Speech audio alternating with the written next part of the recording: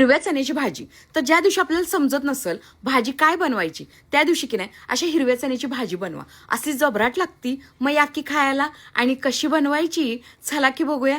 तर सगळ्यात आधी रात्रीचं की नाही हिरवं चणं भिजत घाला आणि सकाळी उठल्यानंतर स्वच्छ धुवून त्याच्यात तमालपत्र, काळी इलायची आणि चवीनुसार मीठ घालून कुकरला 5 ते 6 शिट्ट्या काढा. म्हणजे हिरवं चणं की नाही चांगलं शिजतात. आता फोडणीसाठी तेलात टप्प्याटप्प्यानं आधी जिरं घाला, नंतर हिंग, कांदा चांगला परतल्यानंतर टोमॅटो घाला, त्याला सुद्धा चांगलं परतून घ्या.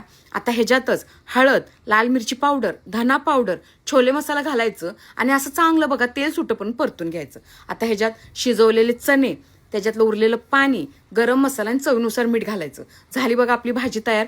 आता तडक्यासाठी तूप, सुकलेली लाल मिरची, हिरव्या मिरच्या, अद्रकचे असे स्लाइस करायचं, लाल मिरची पावडर, कसुरी मेथी घालायचं, तडका तयार करायचा. आता ह्यो तडका शिजलेल्या भाजीत घाला, कोथिंबीर घाला